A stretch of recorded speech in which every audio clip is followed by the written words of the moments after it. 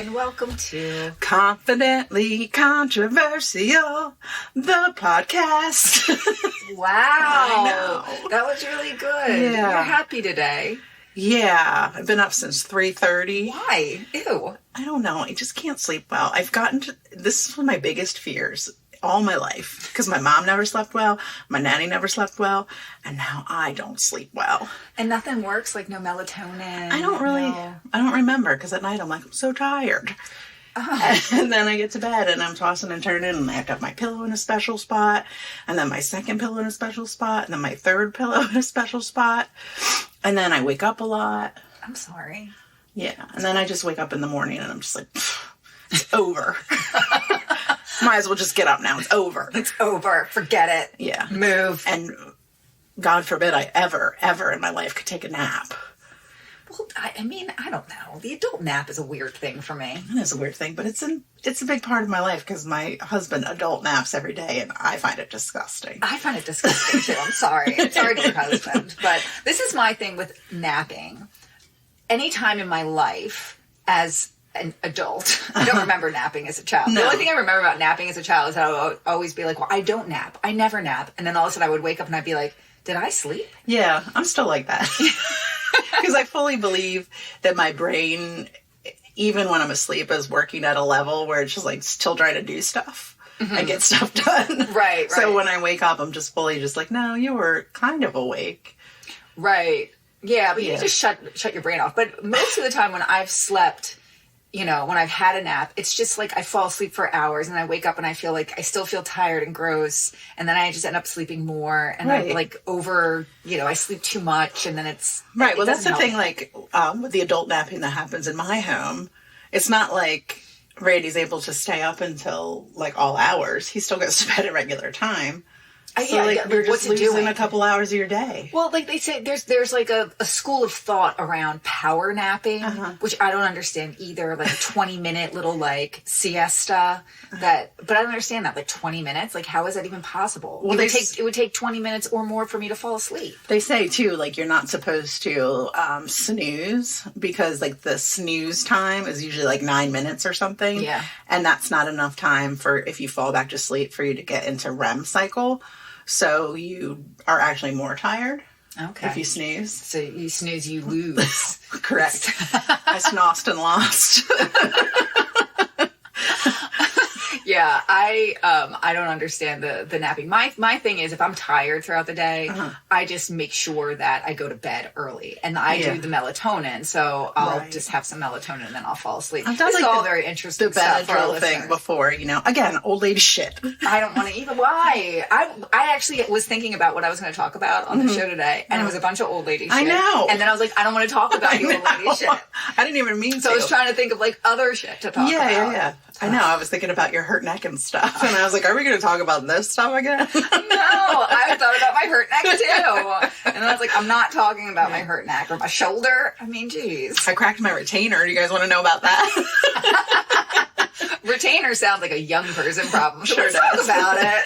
And I went to the doctor yesterday to pick up my new retainer. And I was like, is it because I'm like grinding my teeth or anything? Tell me what's happening. Tell me what I'm doing wrong because I don't understand how you crack a retainer. And they basically were just like, no, you're taking it out wrong. I was like, oh, okay. Boring. That's boring. It is kind of a little bit I would love some boring. sort of ailment that's causing my retainers to crack. I know. Sometimes it would be nice to have an ailment other than like, I feel like most of the time it's just like, yeah, it's really not a big deal. Like stuff you have to live with. Yeah. This is just the way your life is. Right. Deal with it. I've seen a lot of people, now they have those things that men can try on to feel what it's like to have like cramps. Yes. You're making a really weird hand gesture right now. But you know what I'm talking about? Like they can understand like the level of pain that women feel when they have cramps. I've seen like TikToks with it. Yeah. And it's pretty funny to me because they're basically like, oh, hell no. I would not be walking around. And I feel like most of the ailments that women have, they're just expected to continue life with them. Yeah. I don't think that. Yeah, I know this is very well-tread ground. Sure. But yeah, I don't think, especially your husband who needs to nap multiple times a day in order to get through, I don't think he would be able to handle it. Sorry, oh, no, Randy. he wouldn't. We can talk. He's weak. Aw. Anything else? I mean, I'm glad you're feeling happy today. Yeah, and in kind of like a good place. Yeah, I am feeling happy. Like I got up this morning and, it was all good except my dog peed in the back room, which is never fun. My husband found it though, so that means he cleans it up, not me. So did he step in it? Is that how he found it? I don't know. I don't know. I don't want to know. It's the worst. Stepping in a puddle of dog pee is a terrible way to wake up. Oh, it's the worst. Because then, of course, you're like, I can't ignore it. I have to clean it up. Yeah. I mean, every instinct in me is like, just pretend. If I just ignore this and go back to bed, my husband will find it, and I'll be like, what? But then I started thinking about the damage it's doing. I was like, it's going to burn a hole in the floor. What do you think pee is? Acidic. Is it? I don't think it's acidic. I'm sure it is. Really? You think it's basic? I mean, pretty much. I think it is. I don't think it's like sterile. It's not acidic. Why am I so offended by this? I don't know why I'm How dare you say that urine is acidic? What's wrong with you? No. Urine is a fine substance. Positive thing. Okay. Leave the pee alone. Okay, Emily. I'll back off. Old ladies in defense of urine. Oh, jeez. That's the council that I'm on. So we're going to a party tonight. Yeah. Which is exciting. Except that I get all kinds of weird. I'm excited to go to a party, but at the same time, I think we've talked about this before. Yeah. There's also a part of me that's just kind of like, what am I doing? I know. Why am I doing that? I know. But there's going to be a tattoo artist on site. Because that sounds like a really great idea to get a tattoo at a party. Hey. What are we, 18? I got this tattoo at a party. Yeah, sure, why not? Okay. I mean, I'm not besmirching the integrity of the tattoo artist who will be at this party that we're going to, but at the same time, cut to tomorrow morning, I wake up and I'm like, my butt's sore, and I'm like, oh, what's that? I'm like, you have a teardrop on your face. Like, what did I do? Well, I would fully be mad at you if that happened. Because I'd be like, why did you let me do this? Yeah, I would never. I would let you get the Mike Tyson tattoo, but not a teardrop. Well, obviously. I mean, that would just look good. Right. It just adds to my look. So, well, do you want to talk about the movie? Yeah, I'm excited to watch a movie that I didn't have to do anything about. God, that's the best feeling, isn't it? It is. And it's been quite a while. It really is nice. Yeah, for this movie, I had to stifle singing a song coming into your house today. Wow. Because the song from this movie has been stuck in my head on repeat. I've been singing it all over my house. Oh. And I love it so much. And I literally had to tell myself getting out of the car, you can't sing the song. Because the song is the title of the movie. I know what it is. What is it? The Never-Ending Story. No? That's a good one, though. Oh, yeah, that's a good one. No. I'm glad we're not watching that. That's too sad for today. No. I didn't want to do sad. Okay, good. No. I was thinking about, it's getting dark out earlier. Does the movie have songs? Or just a title? It's not a musical. Oh, good. It's not a musical. It's not that. But there's singing kind of people in it. So it's a 1980s film. And I don't think you've seen it. Okay. Because I know, and I'm fairly certain I've talked to you about it, because this film, when I talk about cornerstone films of my youth, this is one of them. Okay. This is, if you were to ask my brother, my sister, and I to just name like the one movie that we watched all the time when we were younger. Okay. I think that we'd have a very high percentage of all of us saying this movie. And when was the last time you saw this movie? I mean, I watched it as an adult, but not for a while, I don't think, because I asked my husband about it this morning, and he's seen it, and I know he didn't watch it when he was younger, and I feel like I probably made him watch this, because it's just a great movie. We'll get into it. Let me get into it a little bit. Okay. So week, I want to guess the movie. I really want to guess it. Okay. We'll see if you can. Okay. So this 1980s film has it all. What year? 1980. AD. Okay. Yes. So it has it all. Now, this is a movie that I don't even know about the movie theater release, but it was on HBO a lot. Okay. So that's most likely where we saw it. And it has, so I had a whole thing. Okay. It has it all. It has an ensemble cast of very 70s looking people. Like just beautiful 70s is happening in this movie. There's color coordination. in this movie. Okay. Like to the likes that we have not seen since a little movie called Heathers. Oh. There's some like color happening. There's a cameo by one Mr. Pee Wee Herman. Yeah. Yeah. As Pee Wee Herman? I don't think so. Okay. And then there's a huge fixation with stereotypes in this movie. A fixation? A fixation with stereotypes. Stereotypes play heavy in this movie, which is going to be why we're going to get into some confidently controversial stuff with this. Okay. It has some early AI in it. Oh. Yeah. My favorite. This movie just has it all. It was directed by Michael Nankin and David Wechter. This movie is about a game. A huge game. The Great All-Nighter. Do you know what this movie is? This movie is... It's Midnight Madness starts to get to you. Doesn't matter what you say. You don't know this at all. I've never even heard of this movie. You've never heard of this movie? No. I feel like I've had to have talked to you about this movie. No. Cam, I'm excited for you to watch this. Oh, God. I'm really excited for you to watch this, okay? No, it's sci-fi? No, it's not. Is it love? It's not. There's some love in there. Okay. There's a lot of things in there. It's about, we'll say, college-age kids. Okay. So it's a lot of young people in this movie. It stars David Naughton. So you'll recognize him. He, very 70s star. He was the main role in An American Werewolf in London. Uh-huh. Very handsome young guy. Curly hair. Kind of, wavy hair. He was in the Be a Pepper ads. Mm-hmm. I'm a pepper, you're a pepper. Look at all the singing that's happening today. I know. Deborah Klinger, who you probably won't recognize, and I didn't even know this until I started doing my research for this, which I have to say, this is one of those movies where the research was a delight. Okay. I just loved learning more about this movie. It was just great. So Deborah Klinger, do you remember the Croft Super Show? No. You probably saw it on reruns with there was the Croft Super Show. Croft was H.R. Puffin stuff and Sigmund the Sea Monster. I don't think we actually grew up at the same time, you and I. No. Nope. Well, she was in the Croft Super Show and was part of Captain Cool and the Kongs, which you have to share photos of Captain Cool and the Kongs because it's amazing. They're like a fake rock band and they were like the glue that held together the Croft Super Show, which was like little other stories. Tom Hanks actually tried out to be Captain Cool. Not a Kong. Not a Kong. But Deborah Klinger was a Kong. You have Patricia Alice Albrecht. So she was the voice of Pizzazz in Gem. Oh, okay. Yes. Andy Tennant, who you may recognize because he was in Grease, the Grease movies, as like a dancer. There's another person in here who's also in Grease who you will recognize. Say that. But he's probably the second most successful person in the bunch of people in this movie. He grew up to be a director. He directed Fool's Gold, Hitch, Sweet Home Alabama. David Tennant.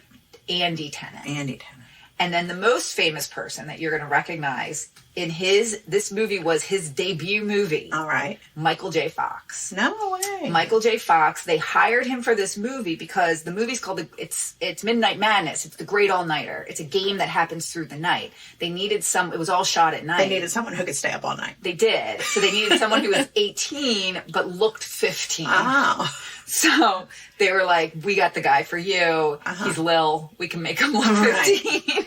This is our first Michael J. Fox film, right? It is our first Michael J. Fox film. It was produced by Walt Disney Pictures, but you don't really know that when you, I never knew that until recently because it's on Disney Plus. You can find it there. They didn't attach the Disney name to it when it went out because they thought that it would make, it was a PG-rated film. It was really geared towards young adults. Mm-hmm. And they thought that it would be a turnoff if it was like a Disney movie. So they didn't have Disney attached to it. Okay. So it didn't do too well, I'm going to say. What? You're picking a movie that didn't do well? It didn't do well. I feel like so many of the movies I watched was because they didn't do well in the box office, so HBO could buy them for cheap, so then I ended up watching them. Mm-hmm. But it has gotten to this level of cult status because people like me watched it so much that even though it did poorly, it only grossed $2.9 million in the North American box office, and Disney lost a reported $4.5 million over this movie. Right. But it's really quite just an amazing, amazing movie. And one of the things that I found out about this that I didn't know before was the story of the people who directed it, which is Okay. kind of an interesting story. So it was actually made by two best friends. Aww. I know. So they were only 23 and 24 when they made this movie. Just like us. Yes. And the way I found this out was by a review that was written by my favorite, Roger Ebert, who did give it a thumbs up. Just one. But he doesn't, just one thumb up. But he just did it, he says, and I have to just read what he wrote because I feel like it's great. He wrote, Midnight Madness is a very bad movie, but there's a good story behind it, and the story is worth telling. It's about these two kids named Michael Nankin and David Wechter who began starting films together when they were in 8th grade. They started with Super 8 film, worked their way up to 16 millimeter, and enrolled in two of the most prestigious film schools. Nankin went to UCLA and Wechter went to USC. So while they were both in college, they collaborated on a short subject film called Gravity that was like a big hit in the film festival circuit. So they really wanted to do something more ambitious. So they wrote a script called Junior High School, which was a musical about young love, bitter jealousy, and cheating on exams. Oh, I want to watch that. Yeah, I want to watch it after reading this too, because it was people loved this movie. It was shot entirely on the campus of a junior high school. It had all these like young people in it. And, their film schools, which, would finance a certain number of student films, liked the screenplay, but declined to back the junior high school film because it would be kind of expensive. And the two of them really were only in their second year of school.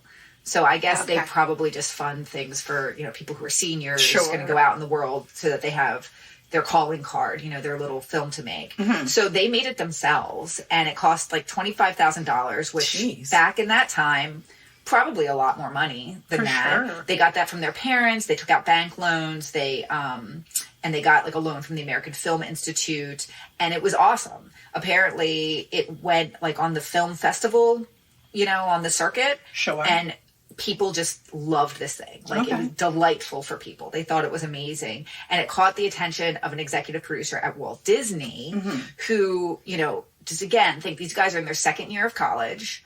And this guy from Disney is like, this is amazing. So he went to the two of them. He called the two of them into his office and offered them office space, a salary for 6 months, and the promise to seriously consider producing whatever project they came up with. Why can't that happen to us? I don't know. We're funny. We're talented. We're a hit on the circuit. What circuit? I don't know. The exercise circuit that in Wildwood where we walk around and don't exercise. So, that's where things kind of go downhill. It's like, all your dreams come true. You're you're in this room. You have to come up with something. But they came up with the all-night treasure hunt that became Midnight Madness. And they came up with this idea, and it, I think that I loved it. Okay. In execution, I mean, I feel this movie really inspired me and my brother and my sister, and then we took it to the streets. All the neighborhood kids where I grew up. Streets. We would play. We didn't call it Midnight Mad. Like we would play a version of this on our own. The way the movie works is it's clue to clue to clue. Sure. So we would scavenger hunt, but so we would write these clues, and I have to say, I feel like that's a part of it that I hope you enjoyed. The clues themselves in this movie are great. They're well written. They're awesome. Are they like riddles? Yes, they're riddles. And we would do this in our neighborhood with the neighborhood kids, but we called it Leon. Because in the movie, the game master's name is Leon. Okay. So that's what we called it, Leon, for years. Okay. And to this day, like we've played this game with my kids. We play Leon. I know. It's like I don't even know you. Sometimes I wonder how well you do know me. Well, I guess these are things that you don't go around talking about so much. Like, we played a game called Leon when we were kids. You remember when you used to play Leon? Leon's pretty great. I do not. Yeah, well, listen, I'm not the only one who was inspired by this movie. It also inspired a guy named Joe Belfiore, who was a high school junior at the time, to create a similar game. And he took the game with him to Stanford, then ultimately to Microsoft. And the game, as it was called, inspired the movie called The Game. which was from 1997. Michael Douglas was a lot darker than this movie. Mm-hmm. This movie is more of a fun romp, we'll say. When Disney released this movie, it was its second movie to be rated PG. So the first was a movie that they had called The Black Hole, which sounds like it should be rated R. Yeah, it sounds a little bit more risque. But like I said, they did that just to make it, so that more young people would go see it. There's so many fun things in this. There's some hidden Mickeys in this because it is a Disney movie. So we'll see if we can find some of those hidden Mickeys that are in there. The other thing I really liked reading about with this was that at the end of this, it's a huge cast. Like, there's so many people in this movie. Because it has these teams. It has the teams. And at the end of this, the film production crew made an actual all-nighter game. Oh, fun. And there's also, they do these now. Like, in California, they actually have them in New Jersey, too, where you can enter into it. I want to do it. I know. But after watching this, I feel it's like Amazing Race. Kind of, yeah, absolutely. You go to clue to clue to clue. And it's just wonderful. So I love everything about it. However, I do feel like there's going to be a lot about this that maybe doesn't hold up. Over time. Yeah, what's the thing about stereotypes? Yeah, because, so I said, like, there's teams. So the teams are based, like, one team is nerds, one team is feminists, one team is jocks. Got it. So I'm kind of, and I'm a little worried as I was reflecting on it. I think there might be a skosh of anti-Semitism in there. I know. Oh, Jesus. I know. Again, the thing I love about this podcast is it allows us to really think back and really reflect on these movies and what this stuff was that we were watching. We watched this movie so much. Jeez. But I think there might be a skosh of anti-Semitism, not like outright, but I think it might be in there, Kim. We'll see when we see it. But, so I don't know how well it's aged. I feel like we're really going to like the way people are dressed. And it's like I said, it's a fun movie. I loved it so much as a kid. It was just so inspiring to me. So I'm really excited for you to see it. I'm excited to watch it. It sounds pretty cool. It sounds like something I would like. Yeah. No, I think you will like it. Okay. I'll be surprised if you don't like it. Okay. Which is also a possibility. I guess anything is possible. I'm not a big fan of anti-Semitism, so... No. That might... But there's some other, I don't know. We'll have to see if the delightfulness is outweighed. Balances it out. Although, like I said, I don't know. Okay. I don't know that there's anti-Semitism. You just remember. We're going to find out. Okay. Stay tuned, friends. Right. Let's find out if there's anti-Semitism in Midnight Madness. And we'll be right back. Controversial.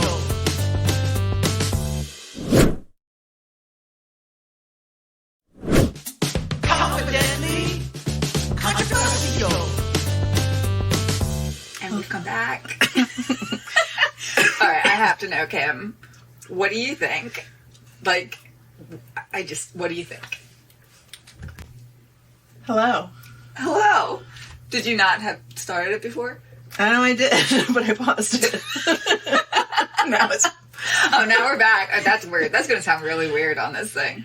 Yeah. Okay, but what I was asking was, how did you like the movie? And then you had some sort of weird coughing breakdown. So, okay. Yeah, but the people didn't have to hear that. No. I liked it. I mean, it wasn't good, but I liked it. What did you like about it? I liked that there was competition.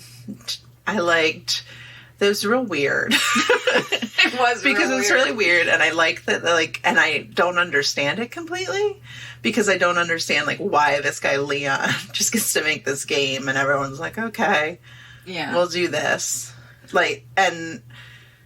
and you don't get anything out. I don't know. Well, I think I just don't understand. Well, I think it's because, as he says, he carefully picked the people and knew that their competitive spirit would make them want to be in his game. Yeah, quickly, but wait, before we get into anything else, can I ask you about... What? In the beginning, you said that we were going to see some anti-Semitism. Okay. What are you talking about? This is the thing I thought about. Leon is his looks are stereotypically Jewish. Oh, so it's your own anti-Semitism. Is it not that he... Because I feel like, I mean, I'm sorry, everything in this movie is stereotyped. Yeah, but what? But they weren't like, they liked him. This is my thought. Who do they pick to be the guy who's the mastermind behind everything? Someone who looks very Jewish. Okay. I feel like it was a little anti-Semitic, a little deep anti-Semitism. And that's a bad thing? Like, it's a bad thing that he's the game controller or master or whatever?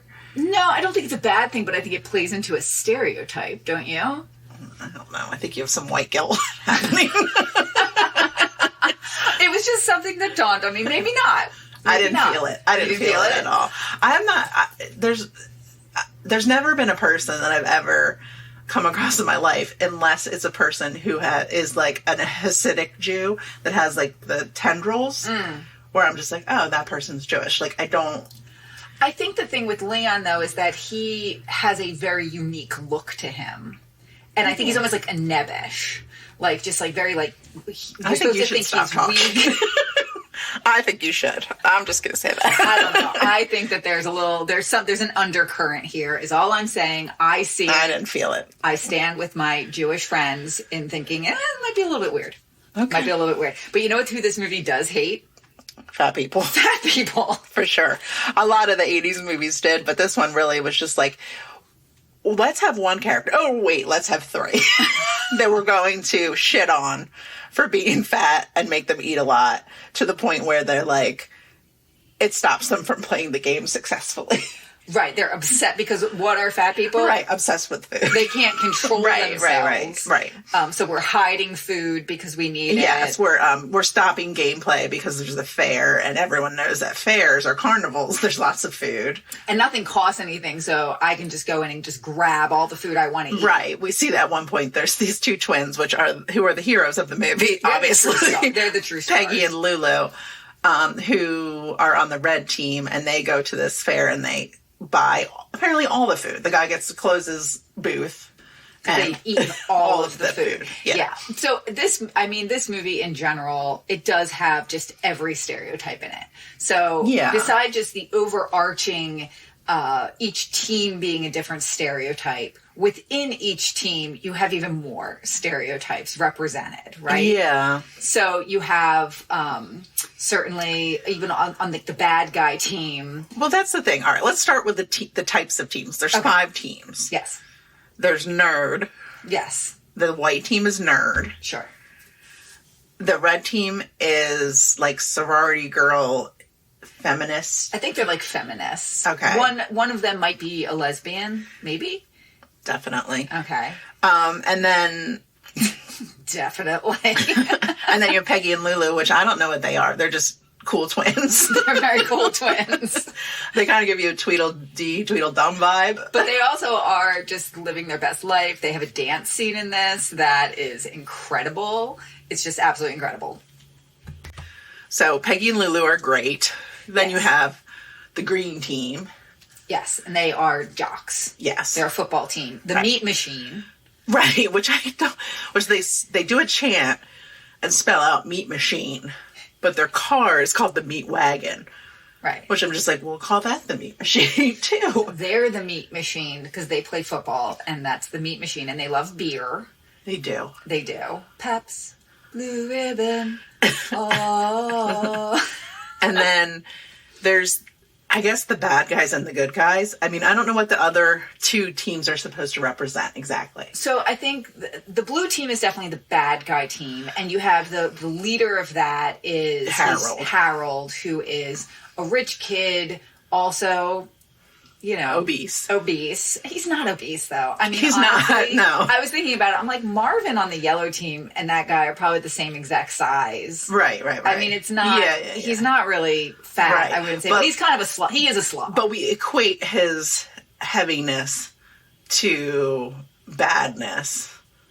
Yeah, but I think it's also like he is just a jerk, right? In general, right? And he doesn't have to. He's very much like the kid in Pee Wee Herman. Yes, or not kid, the full-grown adult in Pee Wee Herman. Right. He's just kind of like he's always just grabbing food and putting it in his mouth, shoveling it, and then he's got to hide it. And then his girlfriend is on the team, Lucille, and she just wants him to be on a diet. and she's a real asshole. I think she's supposed to be like a nag. You think she's supposed to be? She's definitely is. Like all the guys on the team. Well, they have one guy on the team that never speaks, who is Hispanic and just has a switchblade. He just has a knife and it's kind of menacing. Right. So, yeah, that's not great. News. Not great. But at the end, when Lucille gets knocked out, they like pan to that guy and he's like, yeah, like he's happy about it. Yeah, she gets like pushed into water. But then they also have Melio, who's supposed to be Harold's best friend, who's also kind of like an asshole. He's a real asshole. But and then they have that tall guy on the team who just goes. I told you that some of the things I read about it described him as being mentally challenged. Yeah, and he has the best line in the whole movie. Which is? Faga beefy. It's pretty great. Yeah, like he's trying to figure out, they're trying to like, they get all these letters and they're trying to make the letters into a word and he's like moving them all around and he gets all excited and he's like, Faga beefy. You're saying it like you're Italian. Faga beefy. Gabagool. Faga beefy. It's pretty funny. But then the yellow team is supposed to be the good team and it's led by Adam, who's the Dr. Pepper guy. Who's like a school counselor. Like a peer counselor, it seems like. But he's kind of an asshole, too. Well, I also think one of the things we talked about when we were watching this is that school counseling and a lot of the pep talks in this, because there's a lot of pep talks that happen amongst the yellow team.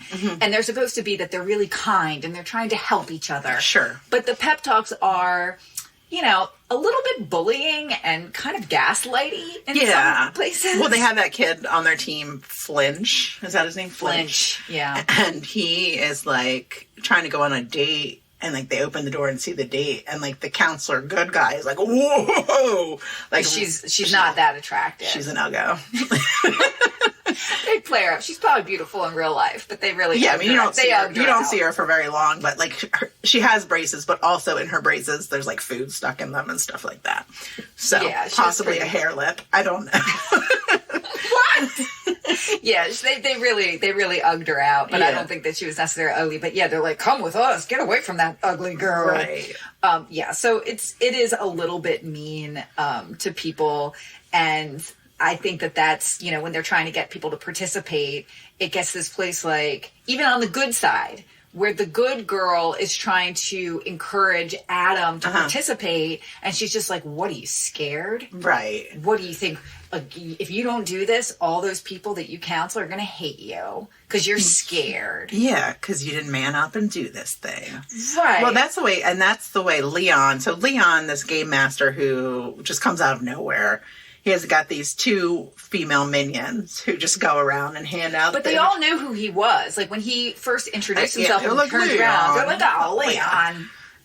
But he sends these women out on roller skates to hand out the invitations. It's the best part of the whole movie. And but I don't understand. Like, I don't understand. I don't think there's I think if you go, and again, this is the first time I've watched it probably ever where I've taken a more critical look to it. And there's certainly a lot to be frowned upon, I would say, in this movie in terms of playing into some of these stereotypes and the way they treat women in this. There's a lot of pushing women into pools and telling them to shut up and spraying them down with water and, you know, stuff like that. Yeah, I mean, the first scene, the girl's in like a yellow tank top and you can almost see through it and you got full nap. Yeah, you pretty much see her boobs. Like, there's not a lot to be, there's not a lot left to the imagination there. But it's PG. Hey, man, are boobs X-rated? I would say no. Okay. They're beautiful. Free the boob. Free the boob. But I feel like this movie is still fun. There's still something fun about it. It is fun. I just think I would like to have more backstory on what's motivating Leon. Why is he doing this? What's the root cause of this? Because he's the game master, a master manipulator in charge of everything. That's why I feel like there's negative stereotype around him. Stop. I do. I'm sorry. I think it's there. I think it's there, and you're just not seeing the anti-Semitism in this movie. But Leon lives in this apartment building, and the true villain is the landlady who's trying to evict him. Yeah, well, the landlady is also she has a couple questionable lines in here where it's like, Yeah. Yeah, she's And not she, but then all the neighbors are come over to complain, but then they get like into it. They're real excited about it too. And they like join along and like follow the people, and they're happy. They're happy. Yeah. Yeah, it's nice. So nice. Now, one of the things you were a little bit, you weren't as wowed as I was as a kid with the clues in this movie. Like, the clues in this movie when I was younger. Genius. You thought that genius. SS Itari is mixed up and blind? Right. Are you kidding me? That's genius. No eyes. Huge. Right. I didn't like that one. I feel like that one, nobody would come to the conclusion that Hugem was the answer to that one. Hug me? No, but that was a little risque too, where the clue was look between the two big melons, and it was a necklace hanging between this waitress who had big boobs. Right. But meantime, all the teams are sitting in a restaurant eating melon. Eating watermelon and cantaloupe and honeydew and like lifting them up like morons. Well, I also I question the clues are, and the way when I was reading about it, they talked about the way they created these clues was the way I would create clues when I played Leon. You think of where you want to hide something, yeah, and you of course. work back from there. Yeah. I thought I thought the clues were good, and I liked that the way that they did that, but I didn't like the way sometimes they solved them. Like, yeah, I don't think it's realistic that they would. Some of them were so hard. Yeah. I just don't think that you would be able to solve them. Right, and there were some what I did like is when somebody would be leaving after solving the clue and another team would follow them, because that's more realistic than all 5 of those teams being able to solve some of those clues. Like, especially the one that required the music. Yes.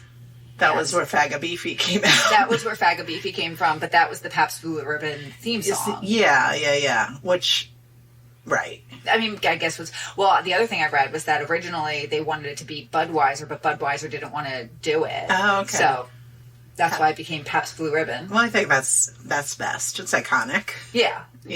So, but yeah, I think that's one of the things I think about is that they definitely couldn't have solved a lot of those clues. Right. In the beginning, the bad guy has a super amazing computer in his car. Right. That I just think it's funny because that's what people thought computers were back then, but that's not what computers could do. And I was thinking, could a computer today do it? Because the way that they use this computer at first is that he just punches the clue in and the computer just knows that it's supposed to solve it and then tells them, yeah, you should go to this place. This is what it means. Well, I feel like ChatGPT could do it. You think so? Like, if you put in that clue, I feel like you could be like, what? I don't know that it would be like, go to the Getty Observatory. Right. Would they be like, this refers to astronomy, or this is the coordinates of Venus, or, something like that. Right. Like, I think you could be like, what do these numbers mean?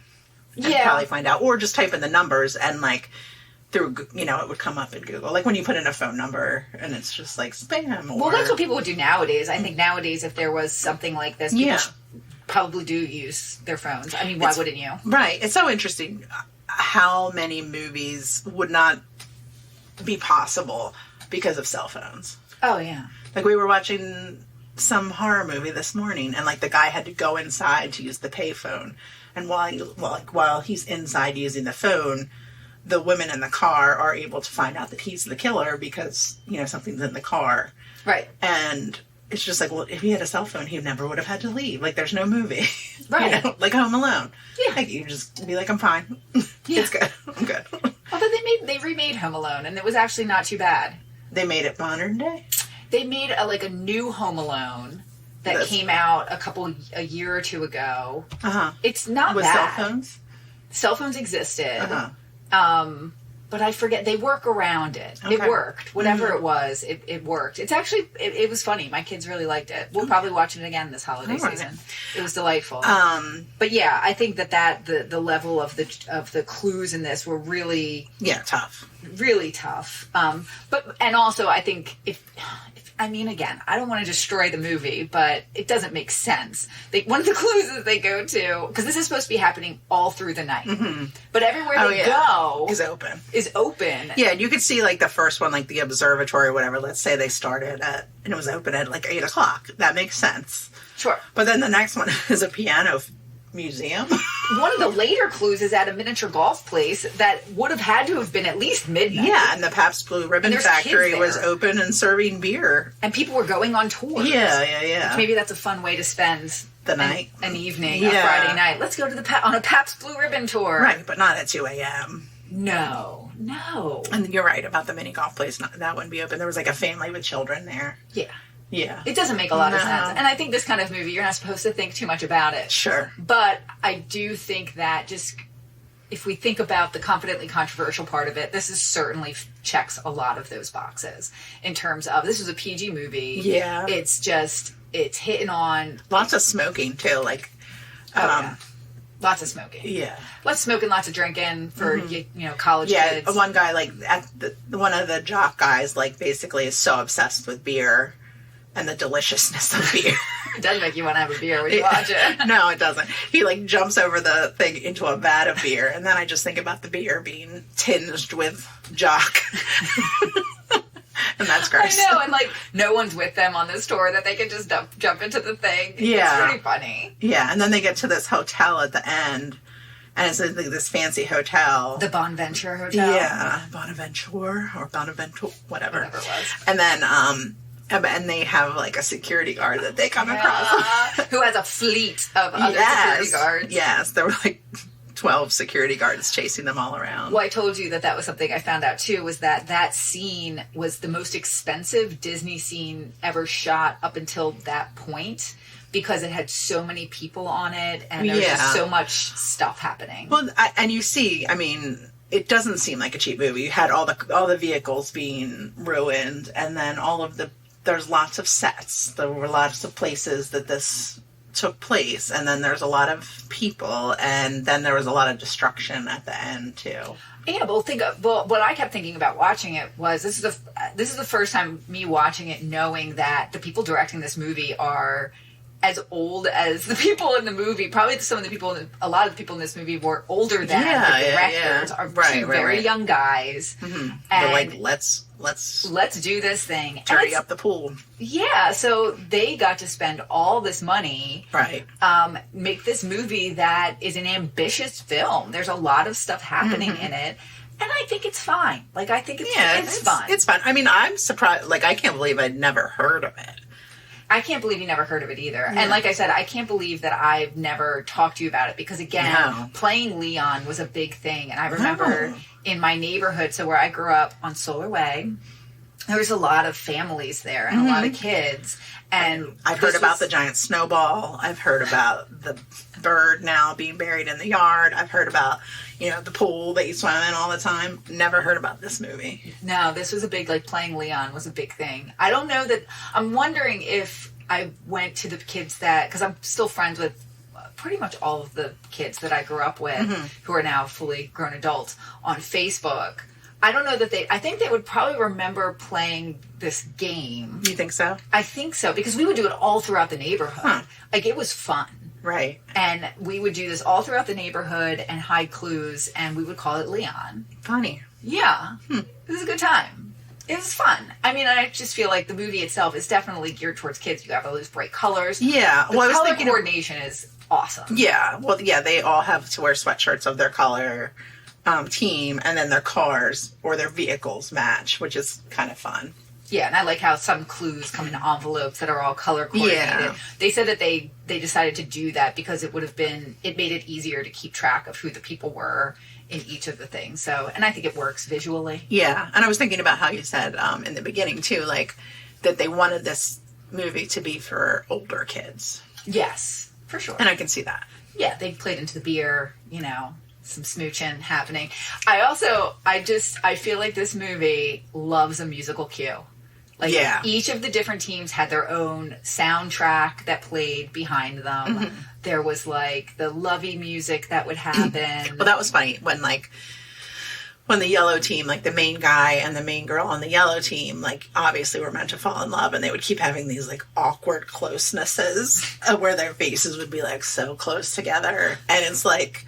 And it was and so her weird. lips were so glossy, and I feel like her eyes sparkled. And they would play a music. Yes, a musical score that was like, fall in love. But then I also like the Bad Team.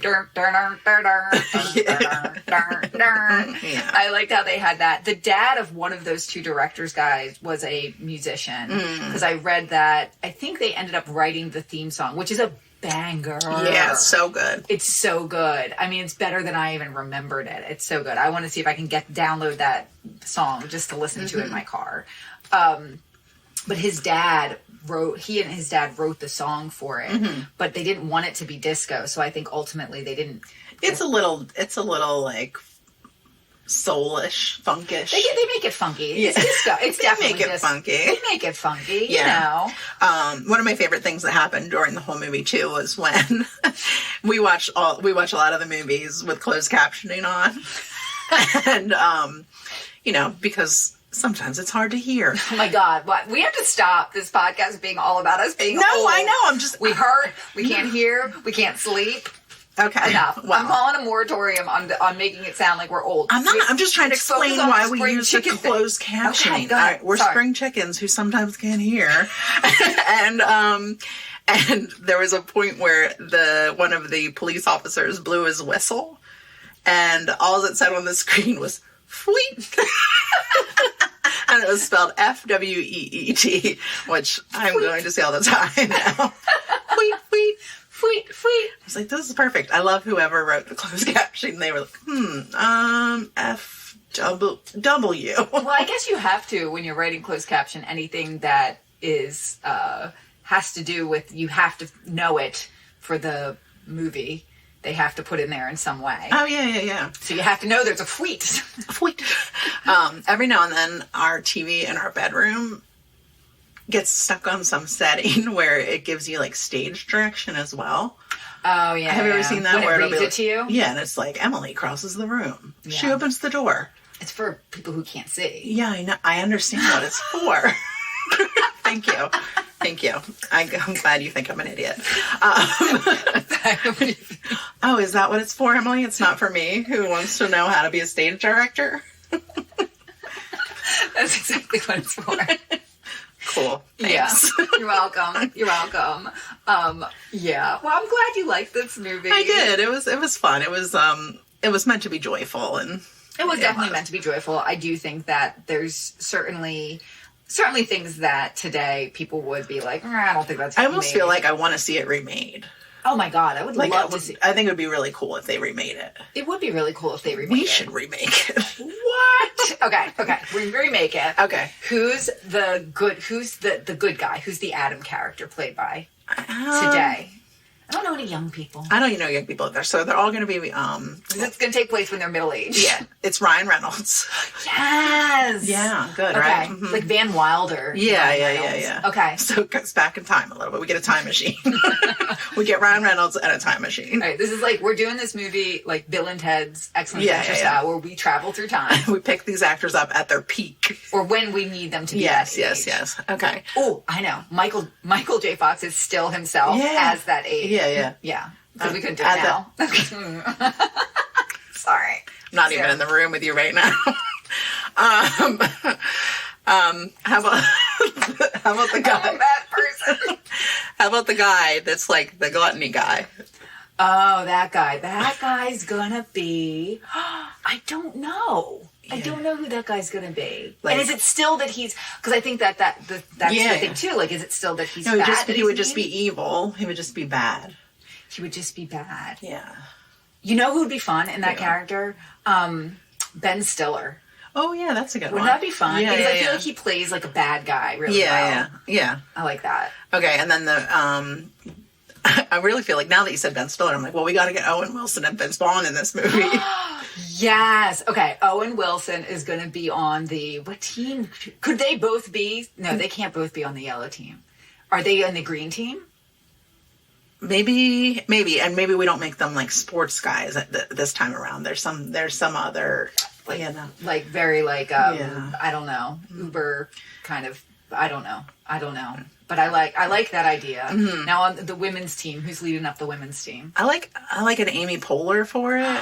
And a Tina Fey. Yeah. Oh, I like that This is going to be an too. expensive movie. Yeah, it is.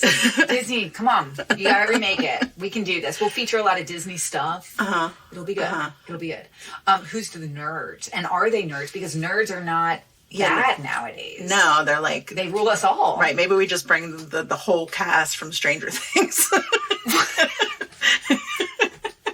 So it's like a young person crew. Sure. They're like the geniuses that went to college early or something like that. I don't know. So but that's the thing too. You have to, and you commented on this as well. It's not like you really liked anyone. No, I didn't like anyone. You weren't pulling for anyone. No, I mean, I knew I was supposed to want the yellow team to win. Sure. And maybe in 1980 I would have, but now I was just like, well, this guy's kind of a jerk, and he's not a good counselor, and right. the brother, Michael J. Fox's character, is a brat.